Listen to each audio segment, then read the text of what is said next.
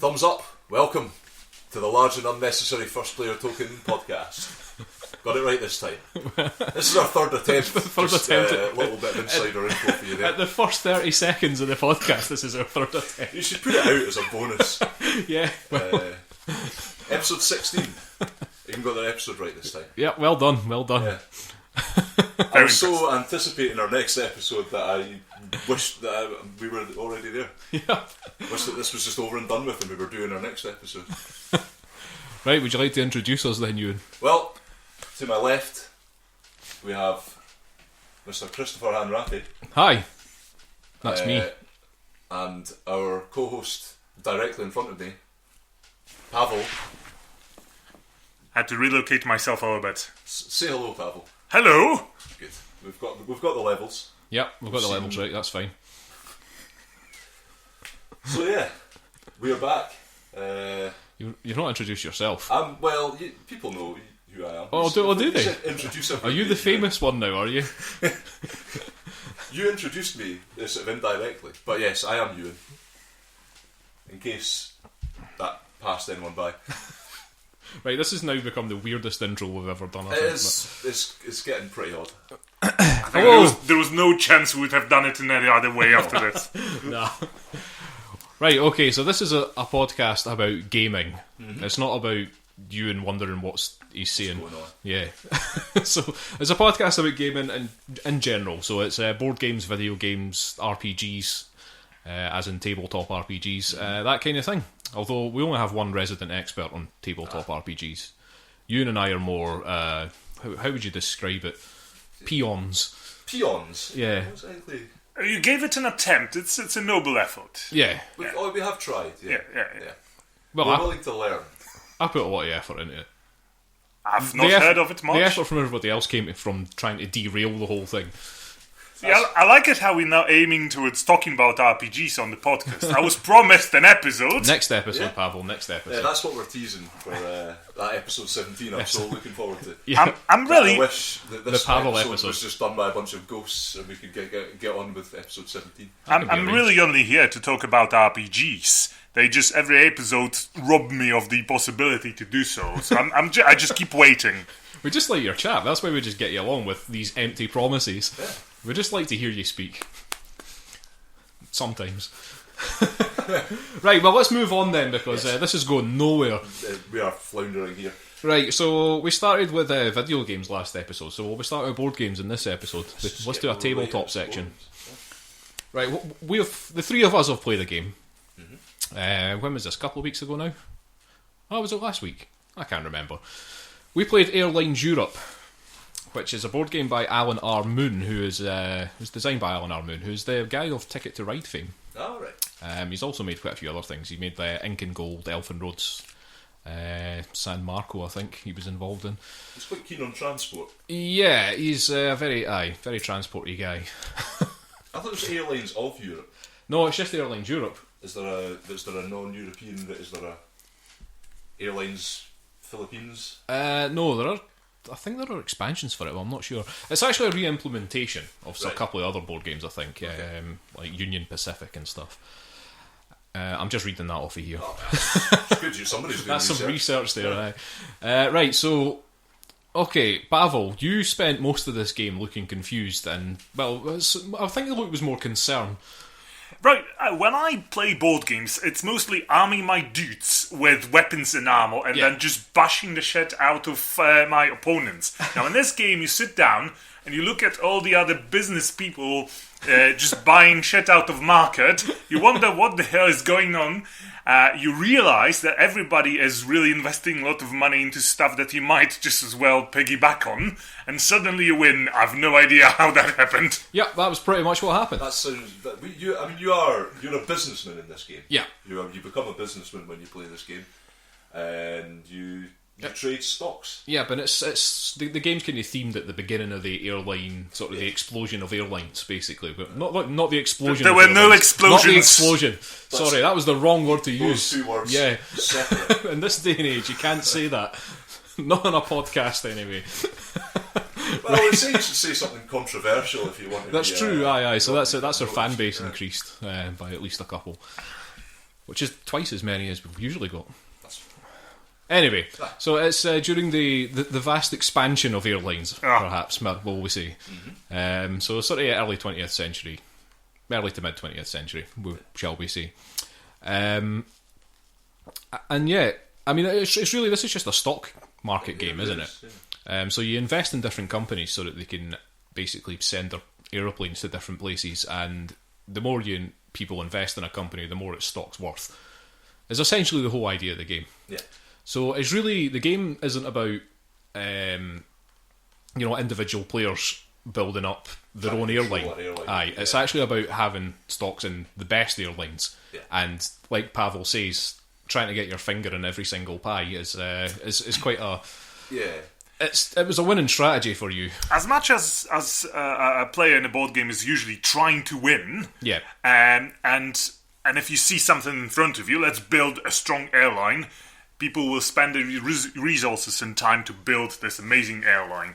I just became this parasite. There's this shadowy figure in the background somewhere. What do you mean became? Okay, well, let's just say that it manifested in that particular game better than in others. Thank you. That's better. Pawel, I think, is broaching making a comment about capitalism here. Whoa. And I wouldn't dare. Hang on a minute. This man used to live in an ex-communist state. Well, this is what... And we don't get political on this podcast. I know. Be careful what you're about to say. Yeah. I'll behave. Yeah. Now get torn into capitalism, Pawel. Go on, get torn into it. All these planes belong to everybody.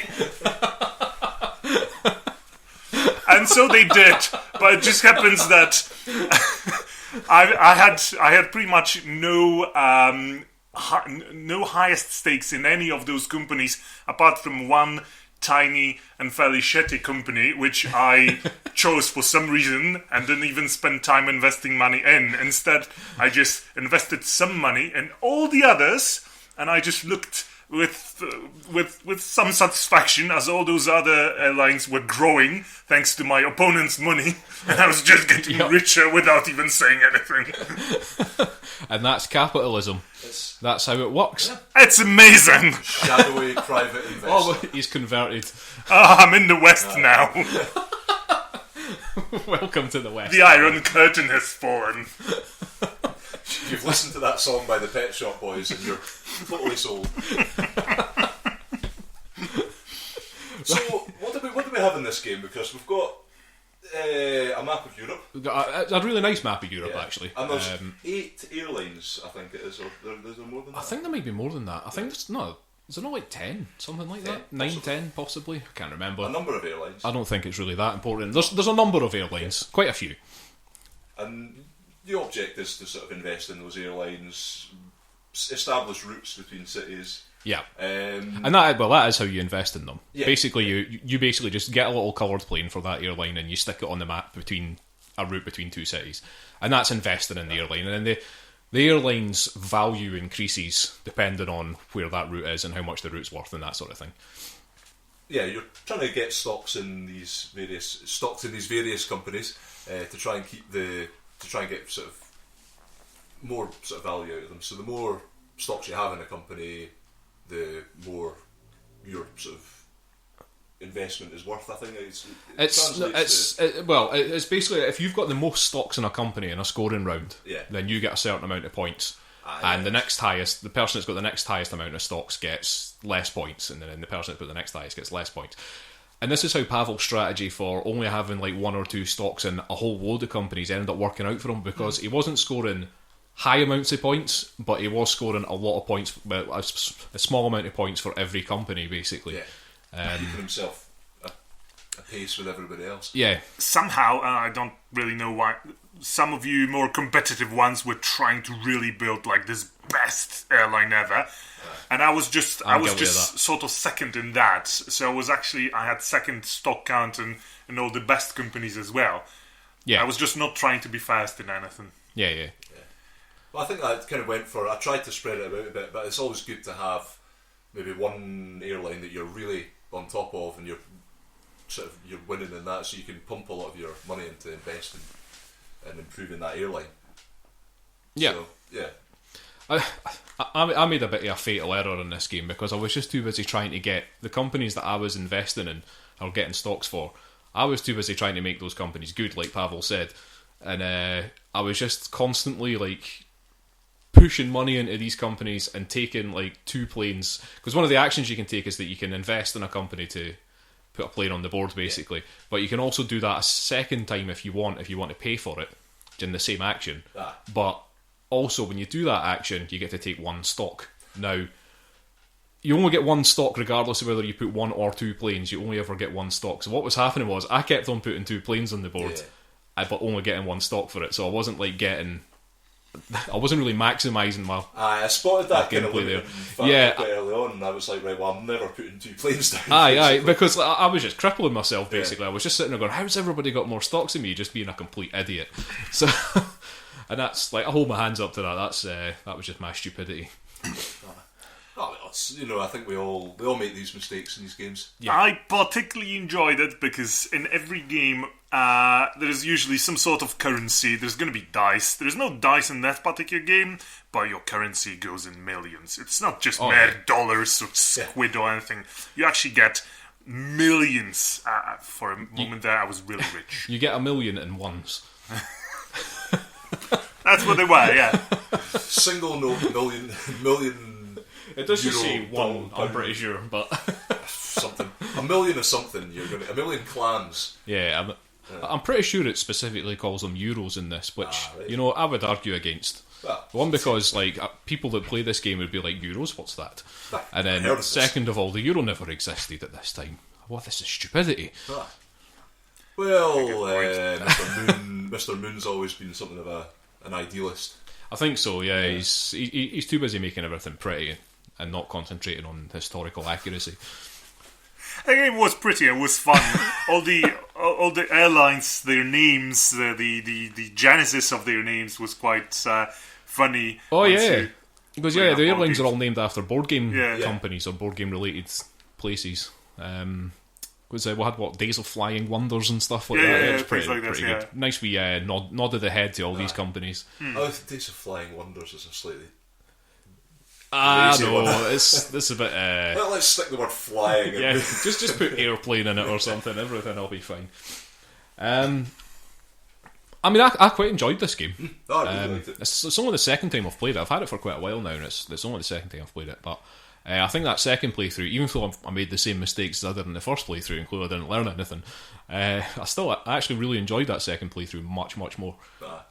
It made much more sense to me that second time. Well, I think it is a slightly confusing thing to come into, where the format of the game, where all the action taking place on the board, none of it is specific to you personally. You are your own player, and all your sort of investments going on in front of you. Yeah. That can be a bit much. So I know Pawel definitely had a lot of trouble getting his head around that, because it's not what you're expecting, especially if you're used to. No idea what's happening, but that just means your focus is just on the board. Sometimes when you play board games, you wait for your turn. Yeah. You're not particularly invested in what's going on, whereas everything that everybody did mattered to everybody in this game. Yeah, that was that's nice. true. Yeah, that's the true. Interaction, I think, in that it's quite different, and it makes for an interesting game. It's a rare thing in a board game as well. Well, like you say, Pawel, you are usually just waiting for your turn. Yeah. So the game does keep you involved at all points because you are watching what everybody's doing.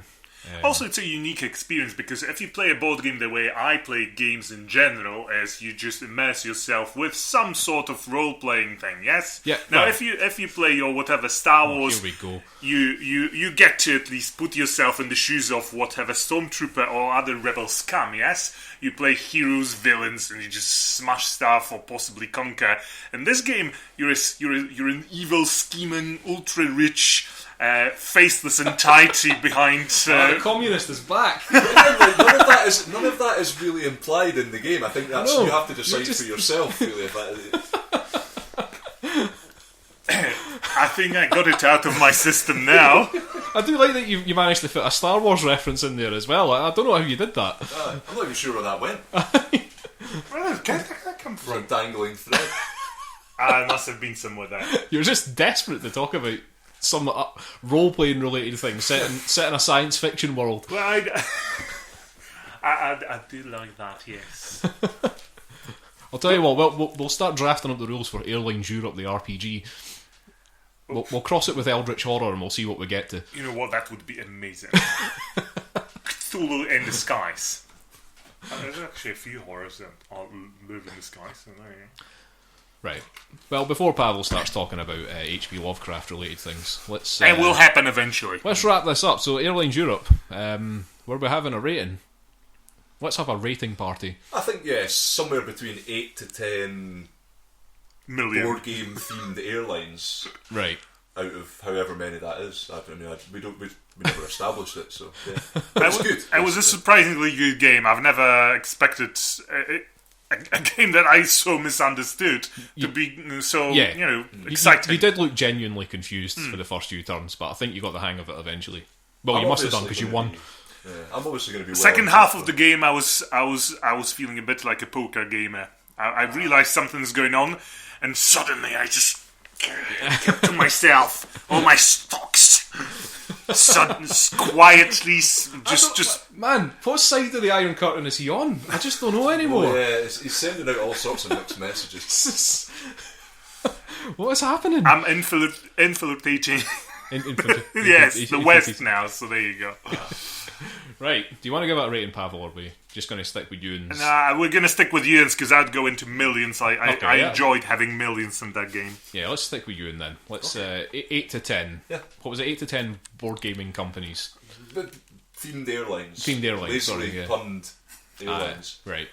I think that's a good rating for this game. Basically, I'm always a sucker for these. I love a Euro game. Yeah. And I'm always going to enjoy them unless they're awful, which I haven't encountered many that I dislike so far. Is this a Euro game? It feels a bit like one, yeah.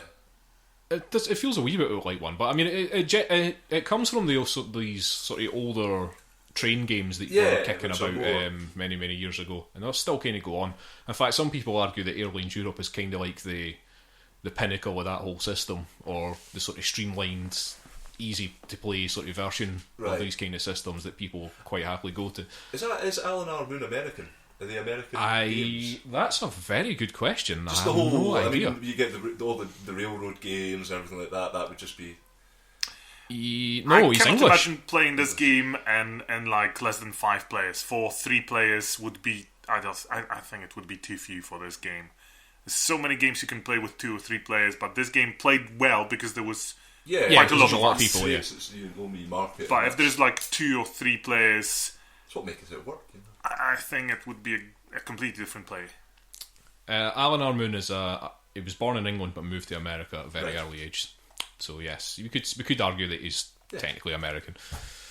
Is that a good thing? That's the neutral thing. Look, communists, sit down, okay? Right, let's move on. Shall we? What we got to talk about next? Oh, actually, we were supposed to talk about this first, and I've just got the order messed up. That's so fine. It's fine, but we're going to talk about it. So it's another. This is one of my sort of. This rates quite highly in my sort of top 10, I would say. It's you exclaimed about it before we started recording about how much you liked it. Yeah, this is Alchemists. I can't believe you played it without me. Man, you were invited and you refused to turn up because you were pretending to be an elf or something like that. So, is it your fault? Nah. I still blame you. So this is Alchemist, designed by Matus Kotry, who is, I think he might be Slovakian, but this is a Czech Games Edition game. By the company Czech Games Edition, which is a weird name for a company, but to have edition. Yeah, I have edition in there as well. Yeah, that's kind of strange. I think this is the only game that this guy's designed, so I can't really harp on about this guy like we did about Alan Armour. Oh, well. Sorry. I imagine it was something of an undertaking, this game. Yeah. I think so. I think this... if you were going to have a game to your name, and only one, then this is a pretty good one to have against your name. So this game came out in 2014, 2 to 4 players, and this is a game which uses an app. Now, Pawel, you haven't played Alchemist, but you've played XCOM. Yes. So this came out about the same time as XCOM. As in XCOM, the board game. And same sort of idea, because I remember in XCOM that app was integral. You couldn't play it without exactly. Well, the thing is, you can play Alchemist without the app, but you need an extra player who does not take part in the game to sit there and do nothing, basically. They just have the answers. Okay, yeah. It's like having a games master that doesn't say anything. See, now we're talking, eh? This is it, Pawel. This could be your future. You could be the guy that sits in Games Master's Alchemists for everybody once the app's defunct. Well, let's talk about the game so that I know more what it's about. Okay. Well, an Alchemist, you are... What are we, wizards? You're an alchemist. You're an alchemist, but are you... I don't know. Just an alchemist. So you're playing this like weird alchemist guy in a fantasy setting, where basically you're trying to... It's almost like you're a scientist, okay? So you're trying to prove that you know how to mix different potions, basically. The actual mixing the potions is not really that important. It's the theory behind the potions. That's the important thing in this game. Yeah. Okay? So you're looking to get grants from your liege in order to you do exactly open up your laboratory in the castle. Yes, you do exactly that. Essentially what you're trying to establish is the chemical order of this world. You've got various... There's 8 ingredients. 8 ingredients, yeah. Yep. And these 8 ingredients, what happens is that the app assigns a certain thing to each of these 8 ingredients. So there's 8 ingredients and there's 8 things in the game that they call alchemicals, which you can think of as like the chemical formula of, like, you know, some sort of compound, basically. So you might have something like, the 8 ingredients, it's stuff like, you know, bird feather, toad, like scorpion. A blue lotus or whatever it is. Scorpion tail, that kind of thing. And each one of these things has got an alchemical associated to it. It's your job in this game to try and see if you can find out what these alchemicals are associated with the ingredients, and then start publishing theories about them. Okay? Now, I can see your face is lighting up, Pawel. You want to play this? Keep talking, right. Yeah. In fact, Euan, I'll let you take it from here. Okay. How do you actually play this game?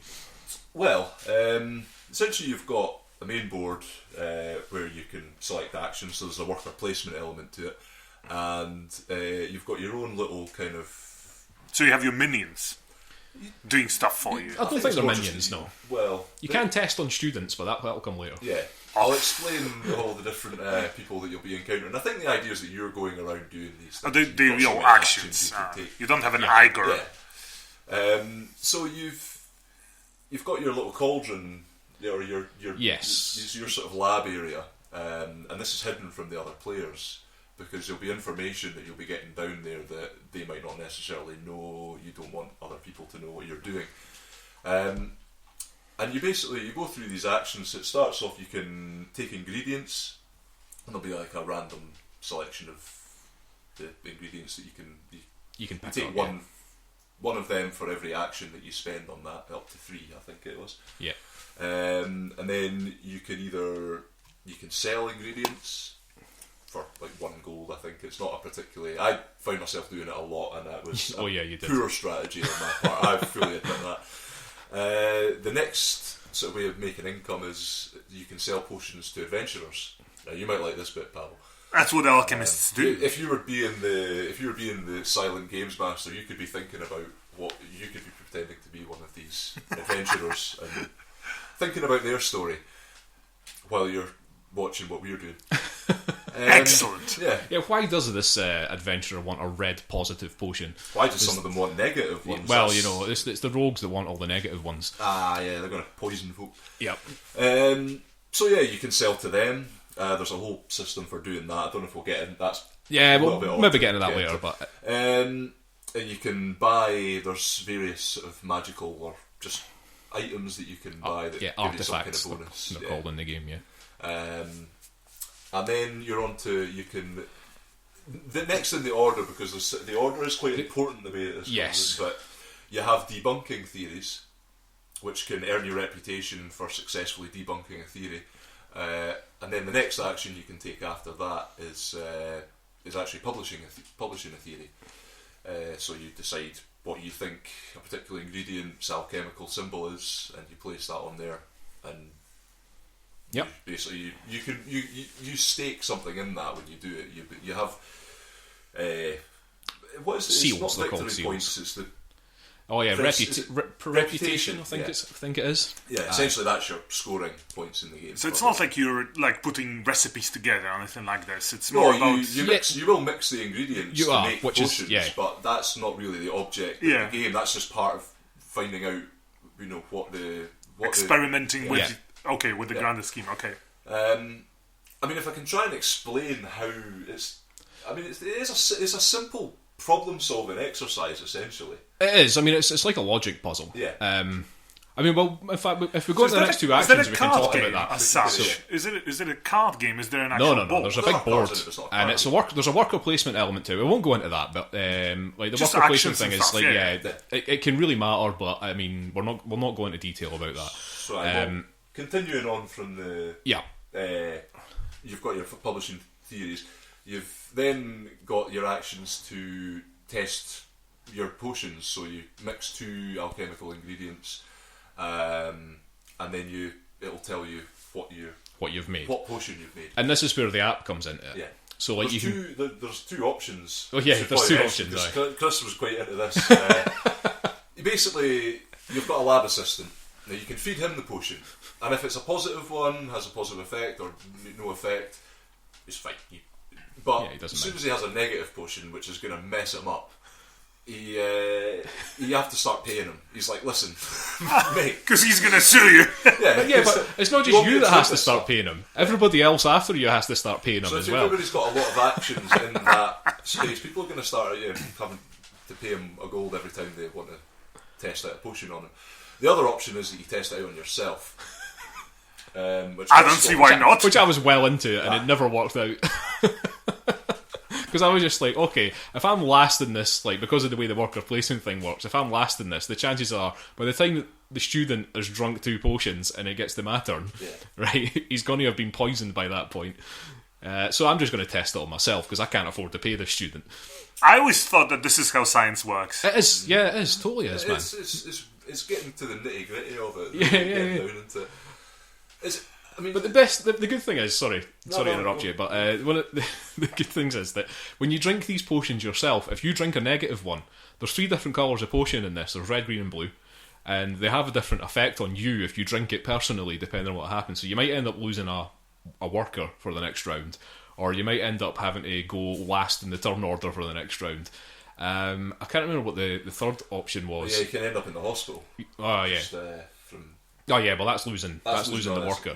The other one I cannot remember what it is, but it's in there. It's not good. Anyway, sorry, Euan, carry on. So basically, looking at testing your 2 ingredients, you basically match up pairs of ingredients. The app then this is where it comes in. It's going to tell you what potion you've made.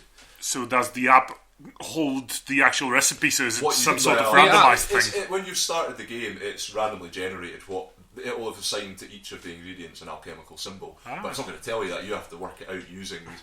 So, well, before we go further, we should probably say the alchemicals have got 3 different what they call aspects to them. So you can think of them as atoms, but it's basically like they have like a blue, a green, and a red. So that's the 3 different colours of potions. But those blue, green, red things, there'll be positive or negative, some sort of mixture of those.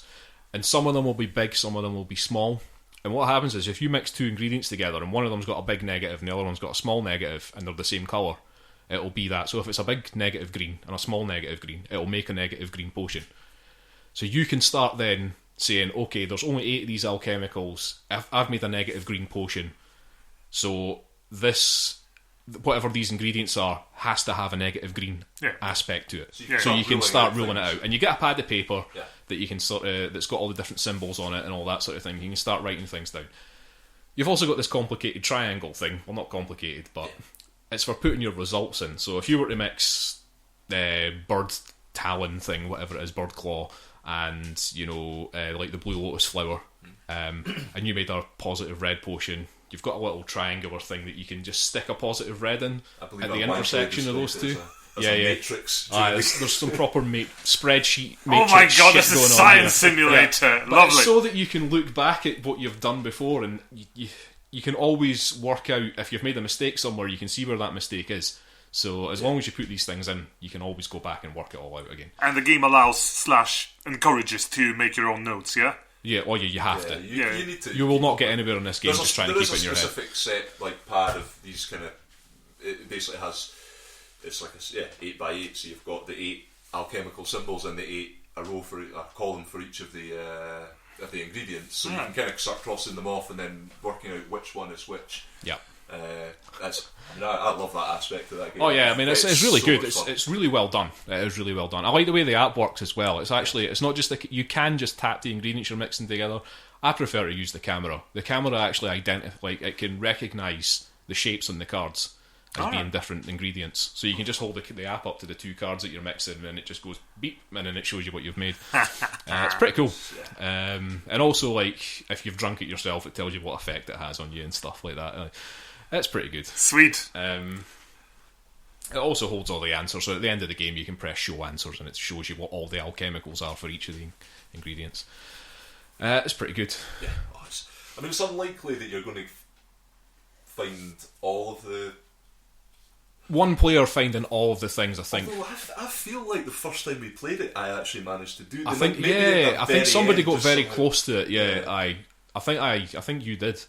I've been pretty close to it as well, but I don't think I've ever figured out exactly what every single one is. But you don't have to, because publishing theories is where the fun comes into it, isn't it?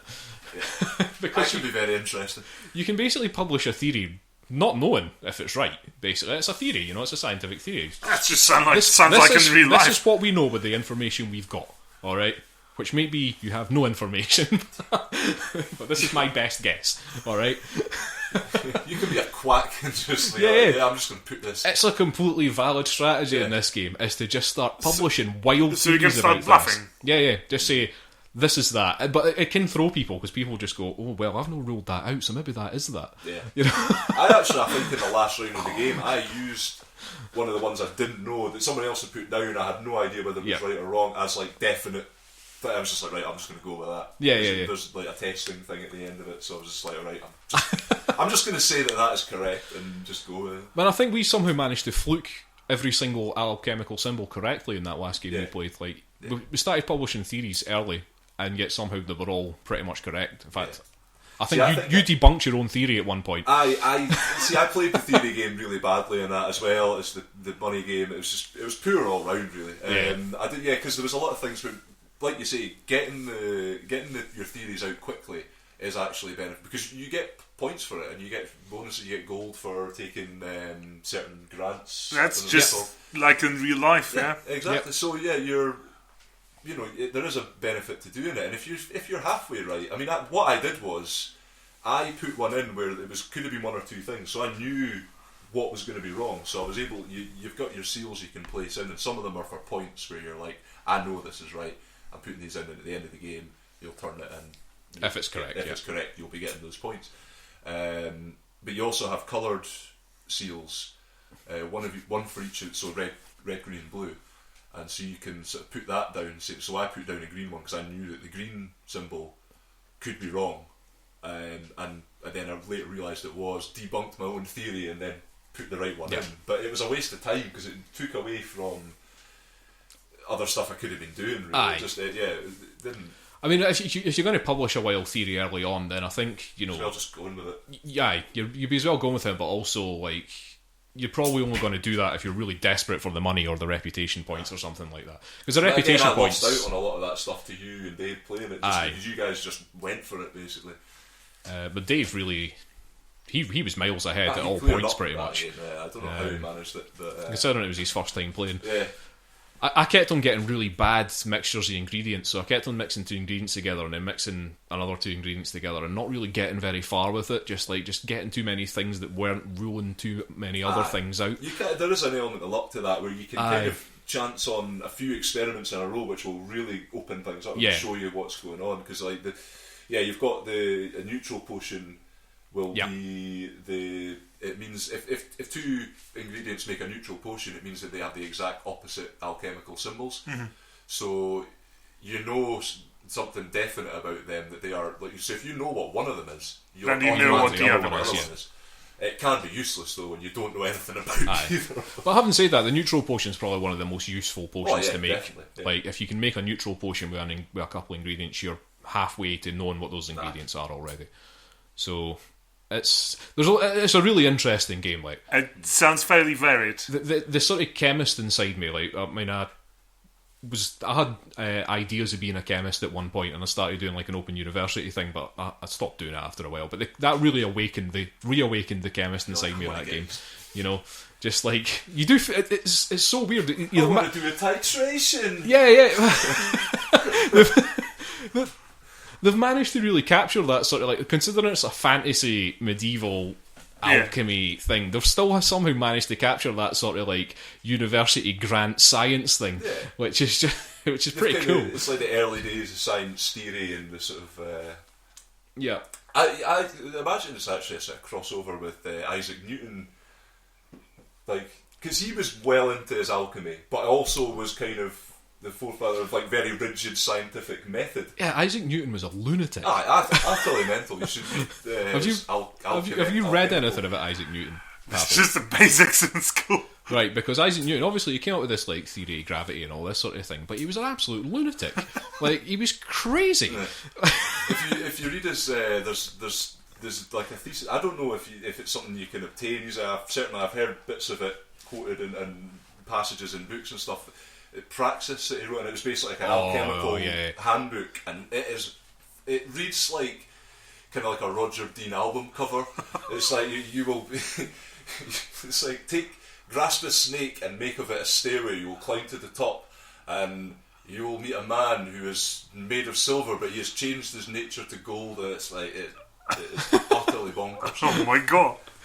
There's a couple of things I read about him, completely like derailing this chat about Alchemist, but it's quite interesting. There's a couple of things I read about him. Apparently his favourite thinking position was him standing up with his head on a seat, and he also once stuck a stick in between the in the back of his eye, and when he was asked why he was doing it, he just said just to see what happens. Oh my god. He wanted to know how the lens worked.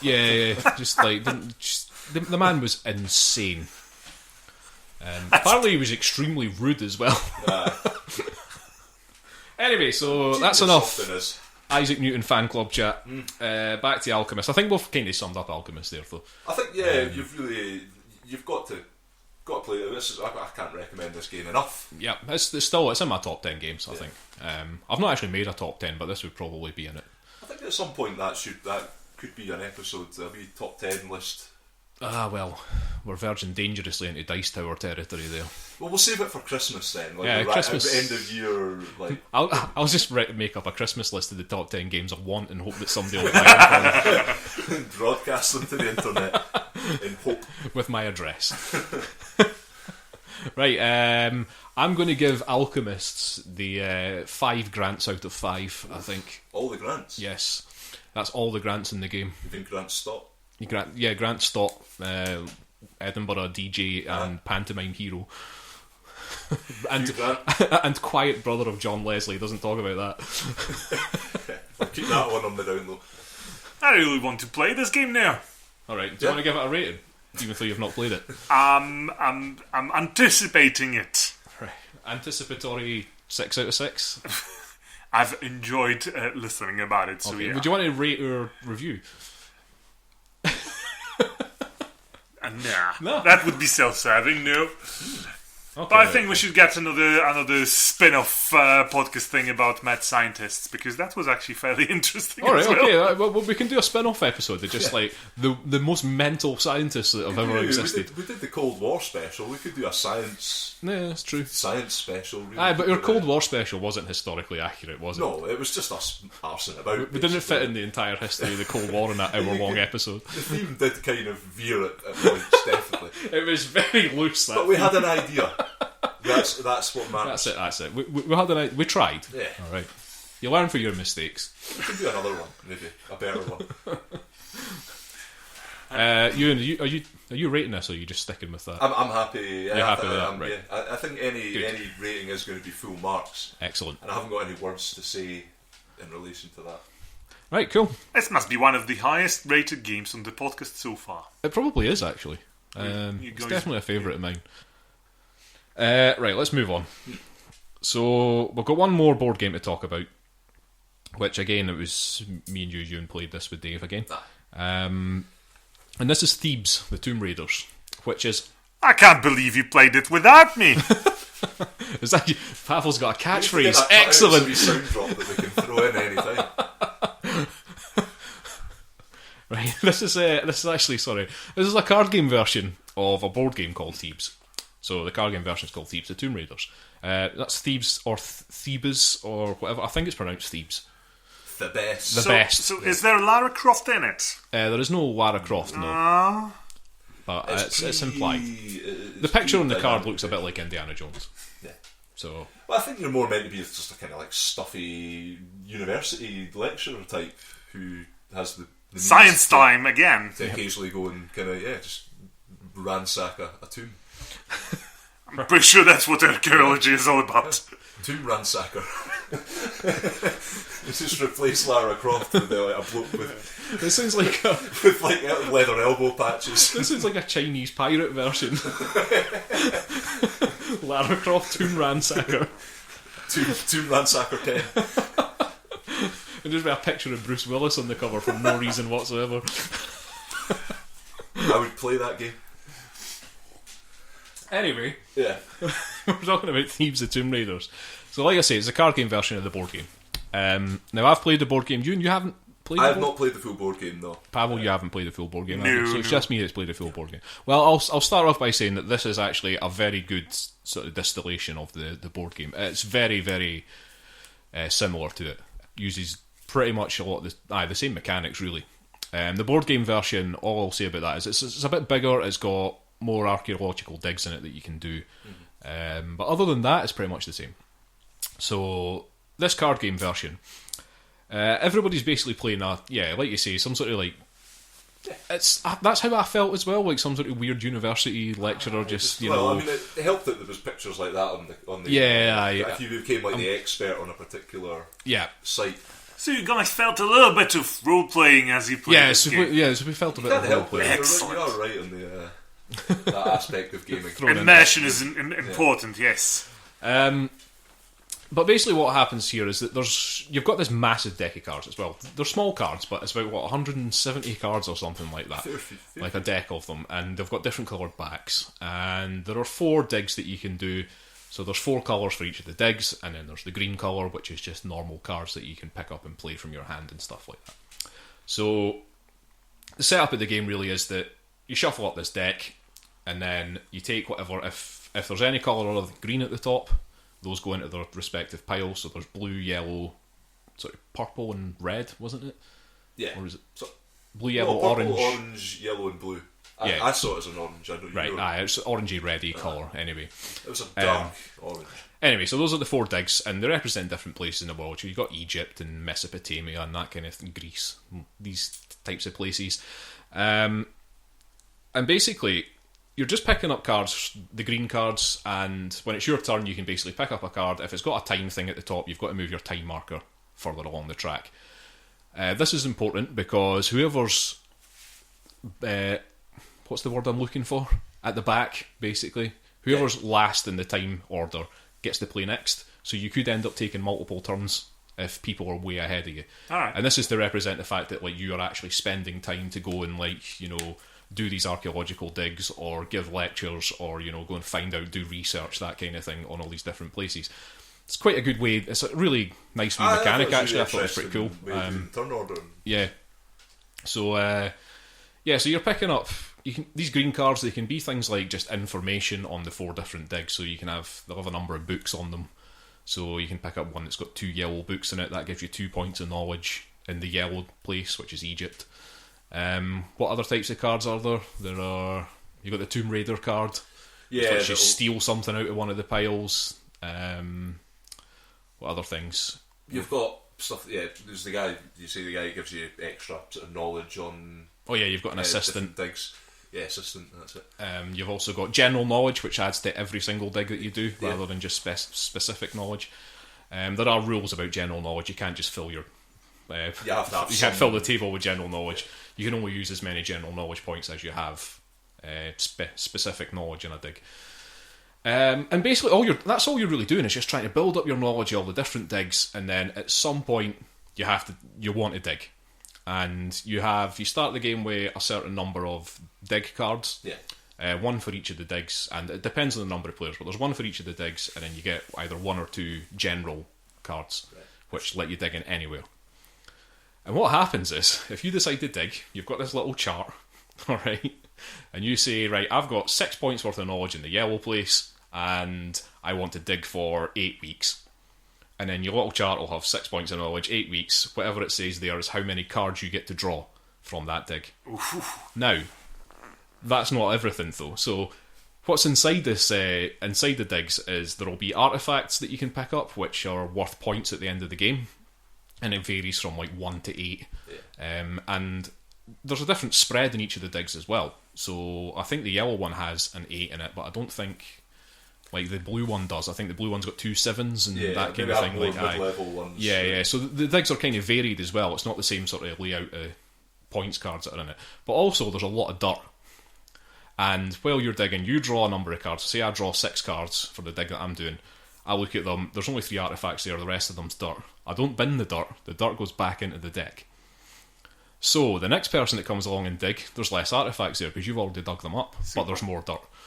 Okay, so but as you go through that deck, there'll be more stuff gets put into the digs as well, because like I say, it's just different coloured cards that are in it. Okay. But you don't know what's in the digs unless you get some action card that lets you look through them. I think the Scientist lets you do that. Also, the Tomb Raider will let you do that, and the Thief lets you do that. But other than that, it's basically a mystery what's actually in there.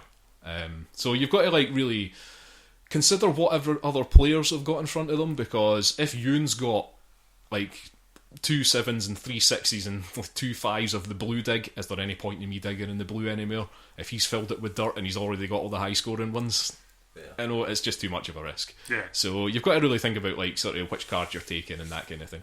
It's a fun little game. Oh, absolutely. Oh, any game that's got charts in it will be fun. Oh, well, you do love a spreadsheet. I like a chart, yeah. What did you think of it, Euan? I really enjoyed it. I thought it's quite a nice wee streamlined system. I like the time sort of factor. I did find it a wee bit, because I mean, like you say, it's basically a sort of a stripped down card based version of a full board game. Yeah. And to me it did feel like that, and it was a good thing the way it was done, but it was also felt like sometimes a wee bit much going on for a card game. Yeah, I can understand what you mean. The board game version, like Thebes, I would definitely play that before I would play this. Yeah. I think this is basically designed so that you can take it somewhere with you, because it's in a little box. Right. So it's basically like a travel version of Thebes, I would say. I mean, what I say there, it might just be me. Oh no, you're totally right. No, I find it. I mean, it's a game that kind of like Pawel with Airlines. I was bamboozled and ended up winning. I think I may have still been reeling from a poor performance in Alchemists at that point, but yeah, I kind of really, at the start of it, I was just like, what is going on? What is this game all about? Really all over the place, and especially when Dave started going for very specific cards. Oh yes, the conference. What's going on? Yeah. So there is another type of card, and it's the conference card, and it's basically one of these things. It's like the more of these cards you get, the more points you get for those cards. It's one of those things where it gets, the more of them you have, the higher the points value you get. Lancaster had one of those on the go. Yeah. Quite a lot of these Euro games do have that. Yeah, they do have something like that in them. Exponential. Aye. Yeah. Everybody fighting over them. But I think, like, comparing it to the actual board game, the board game's really nice. I mean, the only reason I've got this card game version of it is because I backed Thebes as a Kickstarter, and Queen Games, who make this, they're the people that make this game, they do have a tendency to send out a whole load of other stuff. I was going to say crap there, but some of it is crap. They just send out a whole load of other stuff, including board games that they're clearly never going to sell. You've got a ton of Queen board games that are just, I don't think we've touched it. Yeah, I know, but that's because I've got them through these Kickstarters. Just keep throwing them. They just keep giving them to people. They just go, oh, by the way, you're getting this as well, and it's like, oh, I've no where to put this. They do make a lot of games. But anyway, that's by the by. But I actually think this is pretty good. And like I say, comparing it to the board game's like, there's 5 digs in the board game instead of 4, and there's a lot more sort of variance in the cards and that kind of thing. Okay. It's essentially the same game though. Yeah. But the one big difference is that instead of drawing cards when you dig in the board game, you're drawing little tiles out of cloth bags. Very nice cloth bags as well. And some of the tiles are just dirt, and some of them have got artifacts, and you keep those. But yeah, it's just a point scoring game really. At the end of the game, whoever's got the most points wins. And there's a lot of different ways of getting points. It's not just through the artifacts. You can put on exhibitions and stuff as well. There are cards for that. Yeah. So if you have like certain numbers of certain combinations of colours, basically. So like if you have stuff from the yellow dig and the blue dig, you might be able to put this exhibition on that gives you points at the end of the game. There's also museums. You can permanently donate some of your things to a museum. And so that's like when you get rid of your really low scoring artifacts, the ones that are only worth 1 point, you can give them to a museum and then basically get 15 points for it or something if you just give loads of them away. So it's a pretty cool way just getting points at the end of the game. I quite enjoyed it though. How long did it take us to play? 45 minutes? It's a nice short game. It's let's say travel size, probably not as immediately travel use. No, I would not attempt to play this like on a train or something. Yeah, or in the back of a car or something like that, because that's not going to work. It takes up more space than you think, because you do end up with a massive cards line in front of you. I think that was kind of what, because I just remember looking down at what I was in front of. It's like, this is so busy for what is a kind of like a stripped down game like this. Yeah, I mean, I guess you could just keep them in a hand or whatever. I can't really think of any board game you could play in a car. Well, I don't know about board games. There are definitely card games you could play. You could easily play, Love Letter or something like that. No, I suppose you could play Love Letter. There's a lot of little card games that you could easily play in a car. Just play I Spy, Pawel. What? I only play Netrunner nowadays as far as card games are considered. I shouldn't talk about spies, not to this communist man. The Big Brother's listening. No, but that whatever Thebes game really sounds quite cool. I like a game that invests itself thematically. Here it is here. It's a very small box. There's a small box. Colourful as usual. Just typical Queen Games production. Yeah, they kind of, it's interesting Queen Games, they churn out sort of Euro games in the way that, Rio Grande, the publisher over here, but their games are always so much more colourful and kind of... Queen Games are always colourful. They like to, Rio Grande is a wee bit dry. They're a bit more adult, I would say. I think Queen Games, they tend to churn out really more complicated games that look like they're for children. I think is the way to describe them. There's so many primary colours on a Queen game. But anyway, it was a good game. I quite enjoyed it. I mean, like I say, I would still rather play Thebes, the board game, and you could probably include Thebes as part of this review, to be honest, because they're kind of the same game. Yeah, and I don't know. I mean, it's a solid game. Yeah. Aye. Would you like to rate this game, Euan? I'd be interested to hear. I'll give it. I think I'll give it 7 out of 10 leather elbow patches. Right. If you can imagine a man with 10 elbow patches, but 7 elbows. Yeah. Right. Okay. He doesn't know what to do with the other 3. Right. I'll go along with that. That's fine. Well, I think that's the end of our board gaming section, but there is one other thing I would like to say before we move on, which is board game related. When we got Mysterium, I was missing a piece for it. Oh, yeah. Or I got a duplicate copy of something, and one of the things was missing. So they basically put in one thing. I remember one. One of the little folders was missing. Now, I contacted Libelud, I think they're called. It's the French company that produced this game, and they sent out the little folder thing. And as an apology, they sent out extra cards as well for the game. So I just want to give a shout out to Paul at Libelud.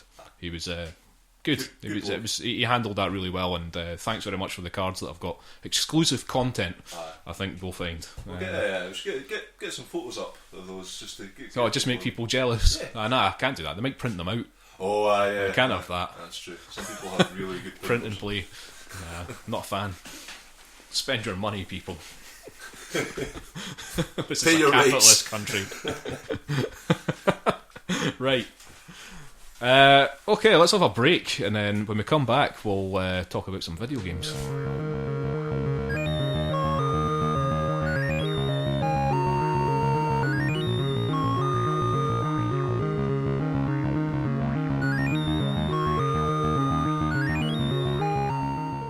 We are back for some video game chat. Yay! Right, well, we've been doing we've all been doing a bit of gaming, haven't we? Pawel, you've mainly been sticking at the Division, haven't you? That's how it works. And I have joined in on that. New York needs us. New York needs us. Yeah, I think it needs you more than it needs me.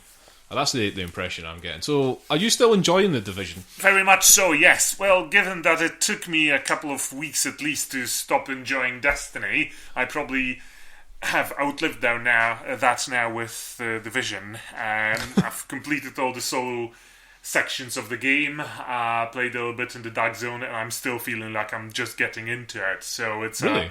Quite enjoying it, yes. So you feel like when you hit level 30, there's still a hell of a lot left to do? Well, obviously there's going to be expansions, which is, yeah. I mean, these games live on expansions nowadays. Totally. So whatever you buy is never a complete product.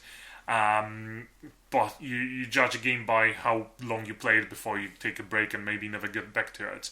But because of the way Dark Zone is constructed, you get a taste of it as you play through your solo missions. You realise, you know what, might as well hit level 30 before you start properly grinding for real equipment. Yeah. And then once you're done with your actual mission and your story, you go back to Dark Zone and start doing things for real. Yeah, well, see, I have been playing this. I've got to level 12 I am now. I've been playing it with my brother quite a lot. There's something weird going on now. I've had conversations with you, Euan, about this game, and there's some part of me that really does not like this game, and yet I will continue playing it. Like, once I start playing it, I've been playing it obsessively. I was surprised to find you sitting there when I came in earlier. Well, that's because my brother wanted to play, but I didn't. But the thing is, I didn't feel myself objecting to it. But there's a part of me that just, like, when I sit down and play this, I just go, "This is just a game for gun nuts." This every gun in this game. Games, generally speaking, are like this. Yes, yeah. I know that. Yeah. But I mean, it's just like, but it just feels like generally is like that. He's a man who liked to describe guns in great detail. Well, I went into the Dark Zone for the first time just a couple of nights ago with my brother. I was only like level 10. I think you have to be level 10 before you can actually get in there. That's because the first guys are like, the first tier, there's level 10 to something. But I went in there with my brother, and I have to say, it was one of the most frustrating gaming experiences I have ever had. Like, how so? It just became like, I could not seem to get out of that place. Like, you just got lost? No. I just spent hours in there dying. Right? Just dying and dying and dying and dying. Both me and my brother sit and played this, and there was other people there trying to help and all this kind of thing. Constantly dying. Was it rogues or was it NPCs? There was a couple of rogue incidents, but I mean, it wasn't like it was happening all the time.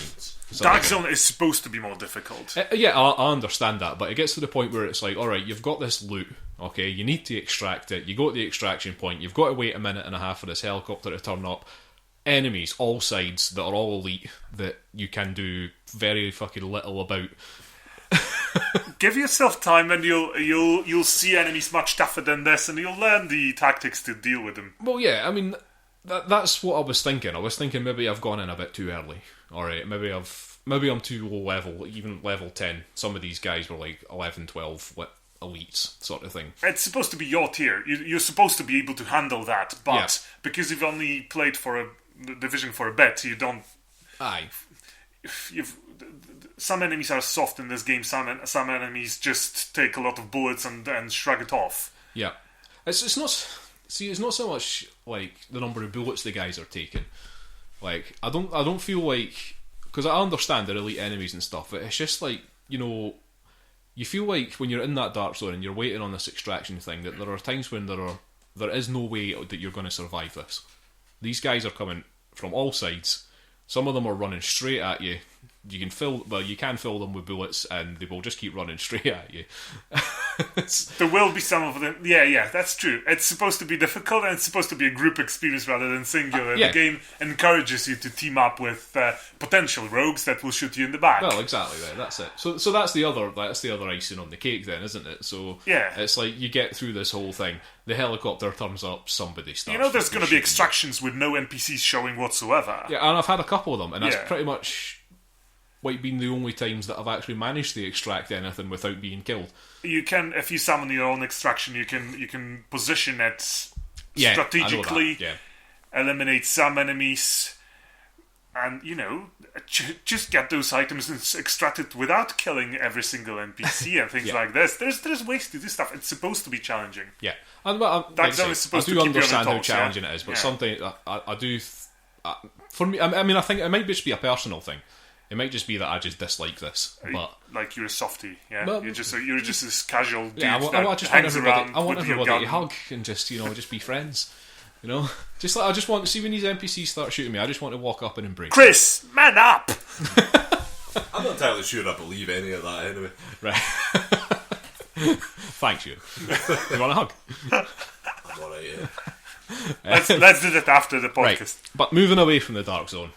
I've found on the other end of the spectrum that some of the just little side missions and stuff are too easy.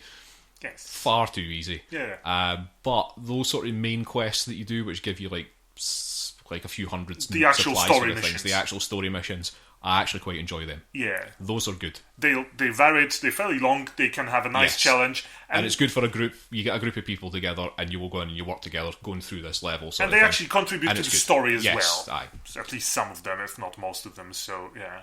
And once you get to the end of the story and you have the whole picture, it's a nice little scenario they came up with. Yeah. Maybe a bit too creepy if you think about what could actually happen in real life. Well, that's the whole thing about this, though. That gritty realism, but it's still not that realistic, is it? I don't know.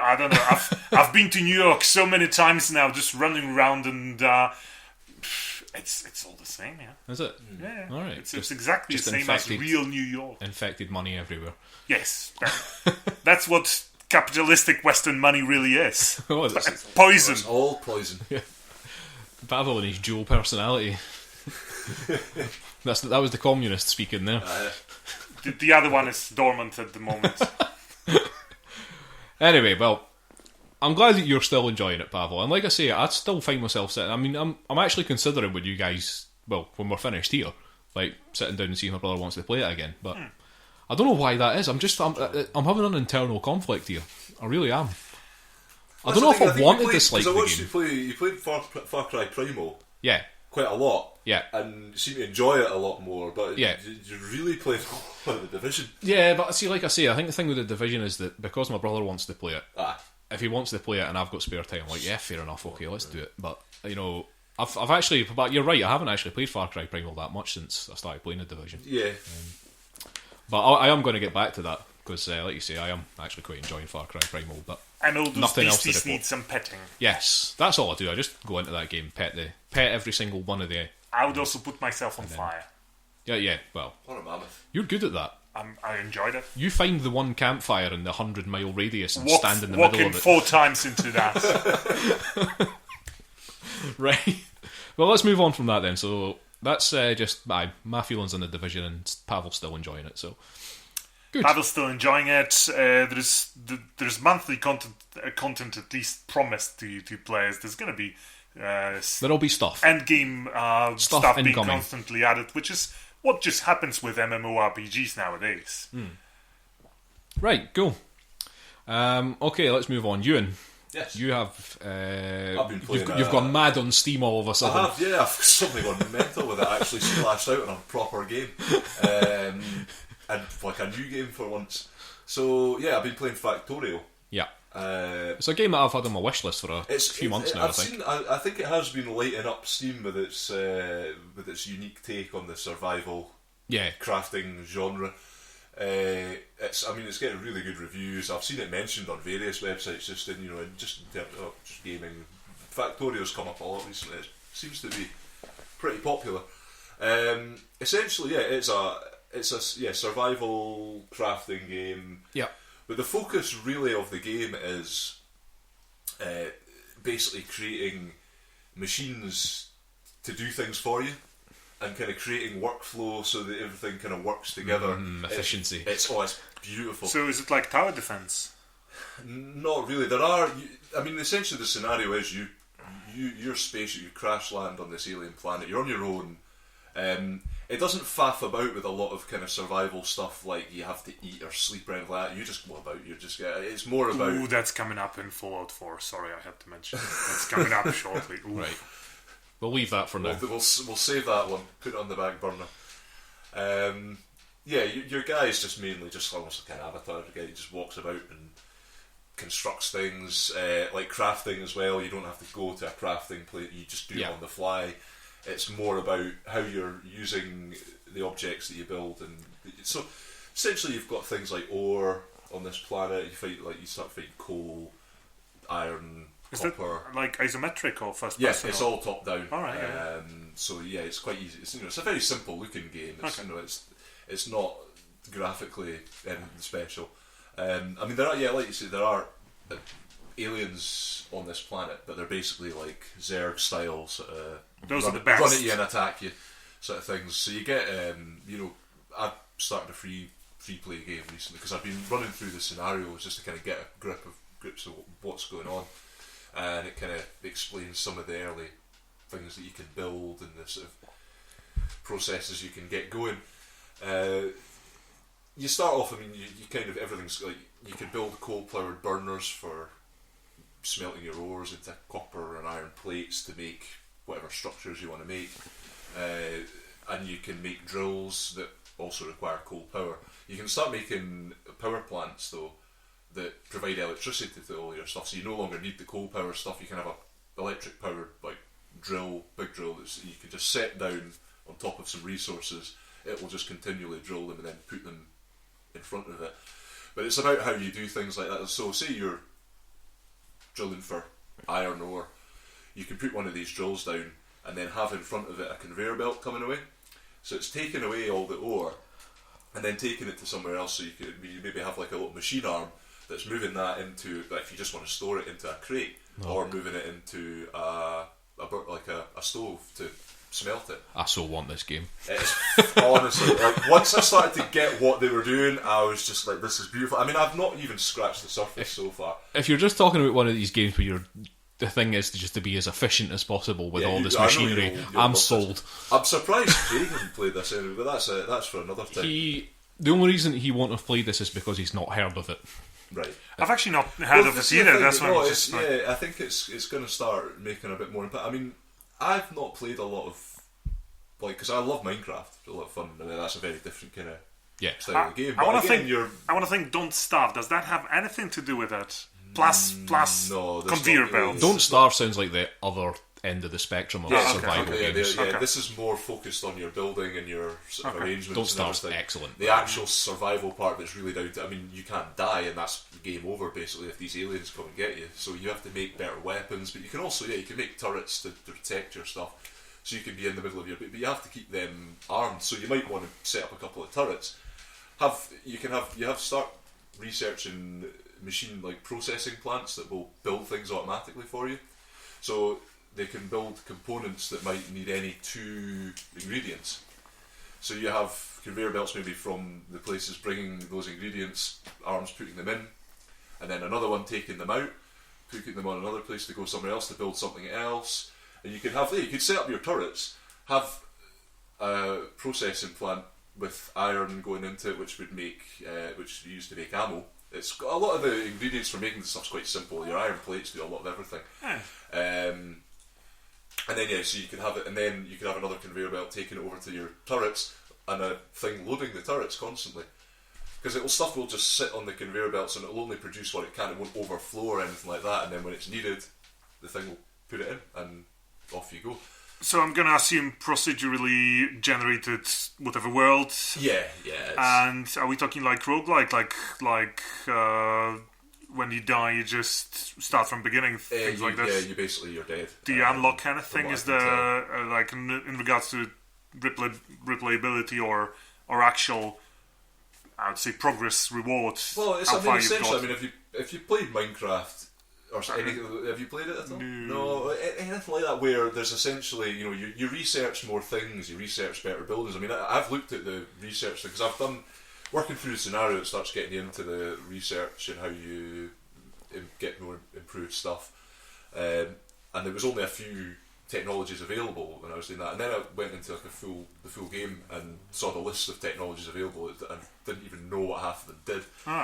You can build yourself a little car. I know that much. I've seen that in some of the, and you can go about. It helps you get about quicker to go and do what you need to do. And it's a very simple kind of interface because it's quite complex getting everything built up the way you want it to be. I think that is kind of the biggest head scratcher really for me. Sometimes I'm just like, how am I going to do this? Yeah, how do I do this? But the strength of it is as well as you can take apart your buildings really quickly, right? And they go into your inventory, just put them back up again, so you can remodel. So that's good then. Rework it really quickly. Because that would be a nightmare if you had to just leave that stuff there when you stuck it in. No, that's the kind of thing that worried me. Is like, the whole point is you're meant to constantly be modifying, constantly refining. Can I just say that while you were talking about that, just what you were saying about it, I've actually just gone and bought it. Yeah, I thought you. well, if you heard my mouse, I'm just looking at screenshots on my phone. That was me buying it on Steam. Oh man, I couldn't deal with it anymore. You have to play this game. I'm just looking it up myself. I can't believe. Right, Matt, well done. You have sold 2 people on this game. Well, I'm hoping for a kickback from your company. You're going to get that for free now. I'm going to be flush, mate. Oh yeah, sorry, we should. You can hear next to the microphone is me rubbing my fingers together. This is Woob software or Woobay software. Yeah. So those are the people to write to if you want your. I want my royalties. You want your baby. Royalties. That looks lovely. So that does sound amazing. It's a lovely game, and as I say, I am kind of it's still very much at the start of it.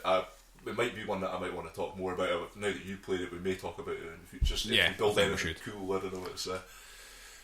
It's and like a lot of things, it's very streamlined in the kind of all the Minecrafty stuff. You don't bother with essentially living, sleeping and eating and faffing about and all that sort of stuff. And the crafting.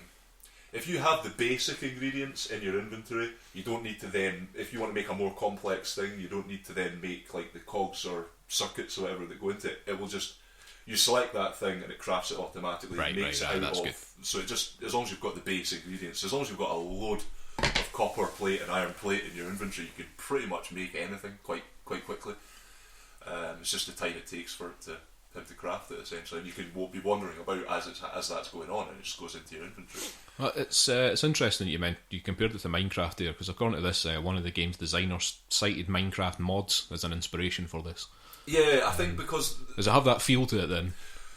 Obviously it's not the same kind of game, but it definitely looks like. I can see where they might have taken inspiration in terms, because you do try that once you get to that sort of high levels of Minecraft game you've been playing at something. That's the sort of stuff you try to do. Yeah, you start getting into that kind of thing. Minecraft system, daylight sensors, as a person that's never of played Minecraft and doesn't fully see the reason to. Is the goal in Factorio to survive whatever alien attacks and things like this? Yeah, I've like I say, sort of the free play game that I've started basically plonked me down in the middle of a desert with not very, all the resources quite far apart, and so I'm like, right, okay, I need to work out how I'm going to do this. So far I've really just got very small mining operations, and I'm looking to how I'm going to link all them up to make a more efficient production line. But so far I haven't been attacked by aliens, but when I first started I kind of went around the map trying to find a good area. I didn't really find anywhere better, and I realised that one side of it was just lots of these little. I actually saw some of the alien colony things for the first time, what they looked like, and I think you can go and then eliminate them, because the research part of it, you build laboratories and you stock them with research components which look like these little kind of it's like a little chemical jar with, like, there's like a red one, a green one, a blue one, and then there's like a purple one, which when I hovered it came up as like alien research components. So I think you need to obtain them from killing aliens, basically. Yeah, okay. I don't know if there's maybe more complex ones that turn up. So again, like there's a lot of it I don't know that I could not tell you. Sounds like a good beginning. It does sound like you've kind of scratched the surface, and really? That's about it. Yeah. According to Steam here, you've played 7 hours of it, so does that sound about right? Yeah, because like I said, I went through a lot of the campaign stuff, and so I kind of got to see bigger pros, because a lot of it's just kind of set up for it. It's like, this is what you can do. Yeah. It's as I was saying to you the other day, actually, I found that the tutorial system in it, the missions, really well put together. They give you freedom to do. You're not being railroaded through stuff, but it's also like giving you objectives. So and it's giving you time to think about things. And then, like, there was one where I did something. There was a tutorial mission, and you go into the main mission, and it's already built up a lot of stuff for you. Mm-hmm. And at that point, you're kind of like, all right, that's what I could have done, or that's how I could have done things differently. And it kind of like, it suggests things, but it doesn't front load them. Kind of say, oh, this is what you've got to do.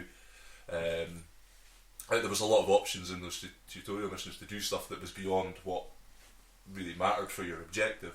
So I spent a lot of time just doing that stuff, basically. Cool. Well, that sounds like fun. Yeah. A lot of fun. Rate that game. Go on, Euan. Rate that game. I think you've got to give it the full. I don't know whether it's a give perfect, it the full what? I don't know whether it's a perfect game yet, so I'll give it like to be announced. Pending.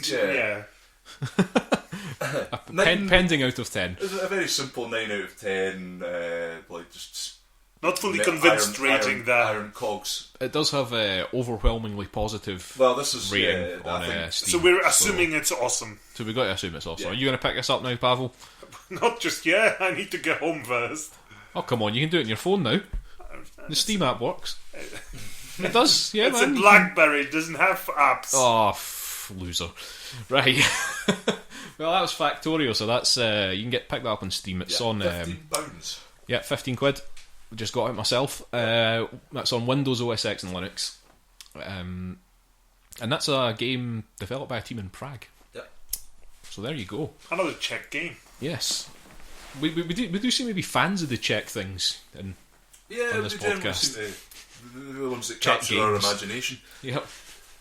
Right, well, let's move on. So I've got enough time to talk about one more thing. Okay. So yeah, we'll talk about the Escapists, which is a game I've been streaming recently. Now, I've played this game once before, and it was about a year ago. I think it was still in possibly beta at that point, but I'm not sure, because there are some things that have changed in it. There wasn't a tutorial in it the first time I played, and there is now. Now, this game is about escaping from prison. I thought it was escaping from your daddy. That's better. No, it's not. No, this isn't Who's Your Daddy. Now, we can talk about Who's Your Daddy if you like, but let's talk about escapism for now. Yeah, if I can get through the Escapist quickly, we'll give a brief overview of what Who's Your Daddy is. You have no idea what we're talking about. Then. This is possibly the greatest game ever made. It's almost as good as Shower with Your Dad Simulator, but Who's Your Daddy is. Aye, Who's Your Dad? Who's It's where? I don't know. Right. It's a brutal sentence. Yeah, sorry.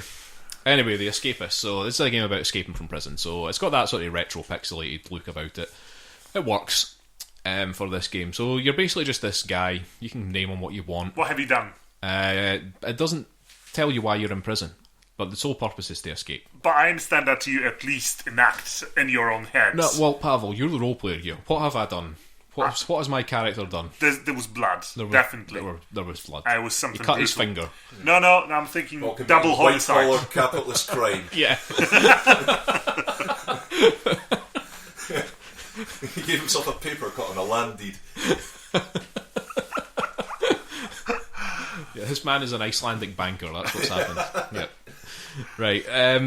So yeah, you're in prison now. what happens in this game? It's a game which has a crafting system, but it's also kind of like a puzzle game, kinda, in the way that you have. It's open-ended in how you're going to escape from this prison. There is no set way of doing it. Okay, so there's multiple. It's just ways like of in doing real it. life. Yeah. Now, the problem is that you have to follow prison routine while you're in prison, which means that at certain times of the day you have to go and do certain things. So you get up in the morning, you let out your cell, you have to go for roll call, and then everybody lines up. At that point, the guards will tell you whose cells are getting searched that day. So that's a chance for you to go and hide all your contraband. So the guards are stupid. But this is the very first prison that I'm playing. I don't know how much more difficult it gets as the game goes on, because there are other prisons where the rules become stricter. That's what I know about it so far. But in this one, they tell you whose cells are getting searched, and then you can go and hide your contraband. But then you've got to do things like you've got to go for breakfast, you've got to go do exercise, you've got a job that you have to go and do, which in this first prison is a laundry job. And when you go into the laundry room, there is a detector which detects contraband. So make sure you have none of that on you, or the guards come and beat the shit out of you. Now, the whole thing about this game is it's the crafting system that makes it. And there's a lot of things that you can craft, and you can buy contraband off of some of the other prisoners, which is kind of random. So 2 of the prisoners in this prison will be selling contraband at any one time. It'll change on a daily basis on who's selling stuff and what they're selling.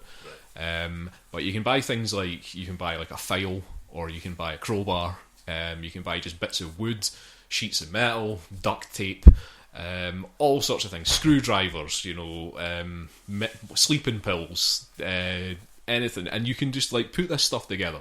So you can get a bit of wood and a file, put those together to make a sort of handle, and then you can get that and put it together with a sheet of metal and some duct tape, and you've made a shovel. Duct tape and wood and all that sort of thing, and you've made a shovel, and then you can make that shovel better by adding more bits of metal to it and stuff like that. But this is all contraband, of course, so you're carrying this around with you. So if you break the prison rules at any point and the guards beat the crap out of you and they find contraband on you, you're fucked. Like, is it you end up in solitary. All the stuff that's been lying about, that's in your desk in your cell and stuff like that you've been hiding, it's gone. Start again. Back to square one. Now, so it can be quite frustrating, this game. And there has been a couple of times where I've done stupid things, like going into my laundry job, carrying my screwdriver with me, and it sets off the detector, and that's it. That's me in solitary and lost everything.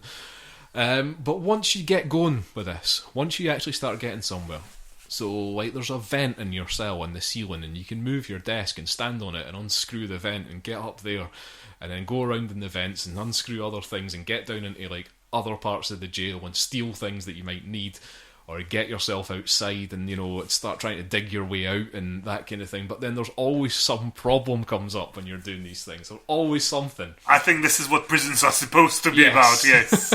There's always something happens. So you start digging a hole, and then all of a sudden you realise you need a pickaxe. It's like, it's that kind of thing. Like, and then all of a sudden you find yourself, you're outside, you've got no way of getting back in. Then the guards shoot you. It's like it's a pretty frustrating game, but it's pretty fun, I have to say. Like, because you start to sort of formulate a plan in your head. You start to think about what's going on, like using the routines. When are the guards not walking past? Like when the roll call's going on, everybody's in that one room, so I can maybe go and sneak off and do something while they're doing that. Or when everybody's eating breakfast or something like that, you can sneak off and do something. So you've got to start like coming up with a plan of how you're going to escape and what you're going to need to escape, and So every time you return to solitary, you have to pretty much restart. Yeah. Once you get put into solitary, you pretty much anything that was your cell gets searched, and anything you had on you gets taken away. That's contraband, basically. If you've managed to hide, like what I've been doing is breaking into the other prisoners' cells and hiding stuff in their desks. Now, if they get searched, they get in shit for that, so that's fun. But then the contraband gets taken away, so you've got to be careful about that. You've got to be careful about where you put this stuff. I think there are stashes and stuff up in the vents. I think you can hide things in there, but you've got to get past some like slats and stuff like that to get to them. So I've not managed to do that yet. So I haven't actually successfully escaped from prison yet, I'll be honest. It's an ongoing process, but I will do it. I'll get out of that place. So you're saying there's multiple prisons? There are multiple prisons, so there are different levels, basically. Different, and the one that I've started on is the easiest one. Is this like a top-down one as well? Yeah, it's top-down, aye. Right. Okay. And it's quite fun. I mean, there's little flavour things in it. Like, the prisoners walk about just saying random stuff, you know, like, and that's why my wife left me, just as he's walking past, sort of thing. It's just like, what? But some of it's quite funny, just like, you know, it's actually, there's some quite amusing stuff goes on. They're always constantly complaining about the food when you go for breakfast and stuff. Like, people just sitting about saying, I'm going to vomit. Like, and, you know, it's quite amusing. It's quite light-hearted for a game, for what it is, you know. It's a pretty light-hearted game. It's not taking itself seriously at all. And I don't think that any of the skills that you learn in this game would actually help you escape from prison, so don't worry about it. It's a disclaimer, we were told to. Yeah, we've been told to say that. But I mean, I am enjoying it. Like I say, I have played it before, but something made me go back to it recently, and I'm quite enjoying the puzzly nature of it. Do you get to do like escape from Alcatraz? I don't know actually. There's a challenge thing, but I don't know. I've not actually looked at it. I don't know if there is, like, if you can do the Rock or something like that. Yeah, as long as you get like little if you can be like, Sean Connery, yeah, or like Clint Eastwood in the boat from Tremors. Yeah. Right. Well, that's the Escapists anyway. I just wanted to quickly talk about that game because I have been streaming it. Is that's on Steam? Sorry, it is on Steam. Sorry, I might just go and buy this one. That sounds pretty cool as well. Yeah, just go and run off to your computer and right. The Escapists. It's published by Team 17. Everybody knows Team 17. Absolutely. They did Worms. And it is available on Windows, Xbox One, PS4, Xbox 360, OS X, and Linux. Now, the console versions came out later. I think the Xbox 360 version came out the end of last year. So, there you go. But it is available on consoles. There is another version of this game, which I think is called The Escapists The Walking Dead or something like that. I think it's a zombie version, but I'm not sure. I haven't investigated it. I'll have to look that up. Yes, The Escapists The Walking Dead. Excellent. Where it merges the core gameplay of The Escapists with the characters, locations, and theme of the Walking Dead comic books. So, there you go. Everybody gets that zombie DLC. Yeah, every game. Every game. I mean, if they can do it to Red Dead Redemption, they can do it to any fucking game. If they can get away with releasing it as a second game, basically. Aye, basically, aye. Right. Do you want to quickly talk about Who's Your Daddy, Pawel? I don't think I want to. In fact, I think we should omit it entirely. I'll just give a quick 30-second overview. Who's your daddy? Alright. And Who's Your Daddy, you either play as Daddy or the baby. Now, if you're the baby, the purpose of the game is to kill yourself. If you're the daddy, the purpose of the game is to stop the baby from killing itself up until 4 o'clock when Mummy comes home. Now, players that play this game have no idea what they're doing. This game is about constant research. What can be done in the game? How can I harm this baby? Yeah, no, but if you're the baby, how can I harm myself? Is the thing while you're crawling about on the floor. If you're gonna roleplay it, yeah. So it's quite amusing as a multiplayer online game when you're just paired up with a random person. You don't know what the hell's going on. I think this is what this game really is. Nobody knows what it's about.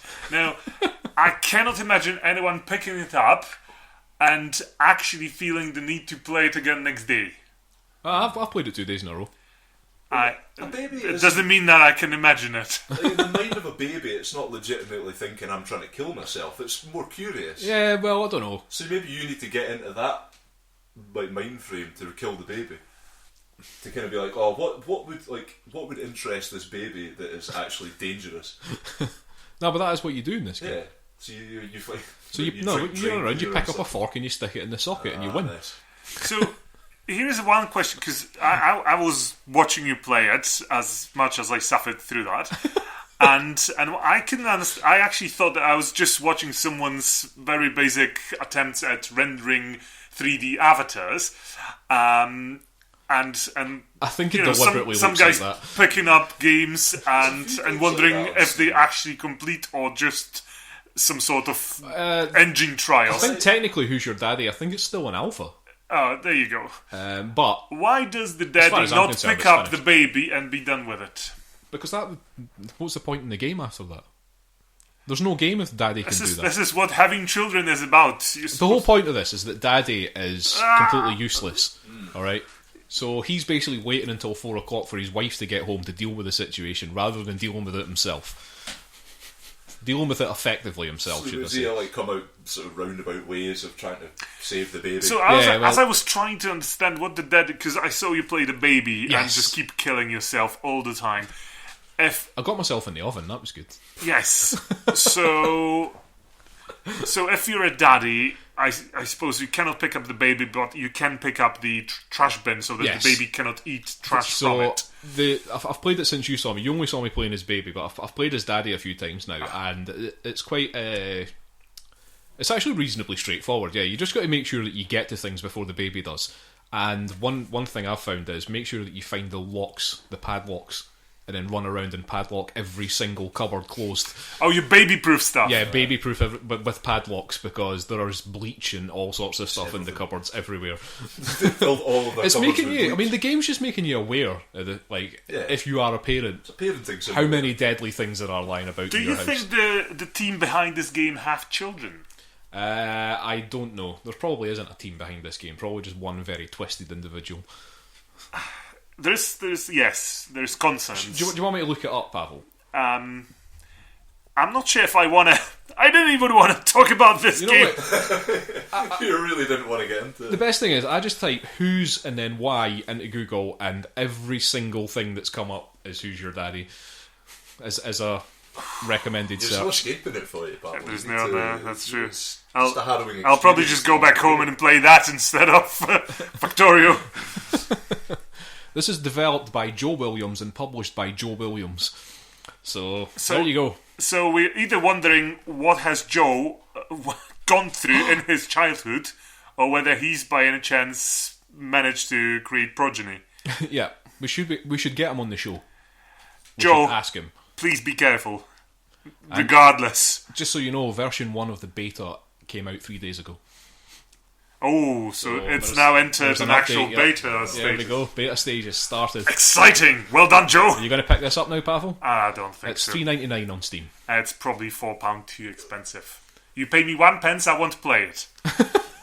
I'm going to gift this to you. I'll actually whatever send my this to you on Steam is Steam now. and demand that you play it. Oh my god, can a Steam gift actually be Can deflected? you turn it down? You're just going to be like constantly living in fear of do not reply emails. I have to start a new Steam account. I'm going to send you multiple copies of it. I'm going to work overtime this week just to send you multiple copies of this game. I walked into this Chris one. has sent you a nightmare on Steam. Right. Okay, so that's Who's Your Daddy, which you can find on Steam for £4. And Pavel will soon find in his inbox. I'm very much looking forward to something else. Right. Okay, I think that's the show. I think that's it. We've talked about everything we planned to talk about and a little bit more. Yep, that show is now baked. Yeah. Thank you very Just like much. the baby and Who's Your Daddy. Huh? So, episode 16. Would you want to rate episode 16, Pavel? I think it was almost as good as 17 will be. Is that because it's your RPG? I think so, yes. Yeah, we might have to put that off another couple of I weeks. was gonna say, are you actually making promises here? I never make promises. Coming that in I can't episode 30, keep. Yeah. Havel talks, finally, almost, Maybe. about RPGs. I think I Before talked he gets about cut off. RPGs on this podcast a little bit, and my co-hosts have learnt their lesson. That's true, we have learnt our lesson. We'll get there, I assure you. Right, well, thanks for listening, people. We'll do all the social media stuff. You might as well get it out there. In fact, Euan, come on. Right, You must know it all by now. I probably do. So, you can email us. You don't can even email know. us. At an email address. Now, it's firstplayertoken@gmail.com. Yes. Correct. Well done. We're on Facebook. Just Yep. search for first player token or unnecessary first player token. It doesn't matter. Just search for that. I'm not going to muck about giving you that. Twitter, first player token with a one ST player token. Yep. Any tweets on that? Yeah, I'm tweeting I'm quite a bit tweeting. every so often. I haven't said anything. You do nothing with this stuff, I man. am It's useless with all this me. stuff. I'm not a socially media socially media guy. Any others? We're on SoundCloud. SoundCloud, yes. Check out our you can find us SoundCloud. there. Obviously, you may well be listening. We're on iTunes. iTunes. I think that's it. That's it for the moment. Yep. Yeah, that is it. So, thanks for listening. That was episode 16. We will be back in a couple of weeks with episode 17, which might be an RPG episode, possibly. So look out for that. I'm hearing promises. I mean, I say RPG episode, but it's not going to be a complete RPG episode. It'll just be that Pawel might get to talk about an RPG. We'll give him time. I mean, these episodes have been getting longer. I think we need to allocate some time if we can. Nah, I just like to dangle that carrot in front of him all the time. I can't wait already. Right. Well, thanks for listening, people. It's goodbye from me. It's also goodbye from me. And from me as well. See you later. Bye.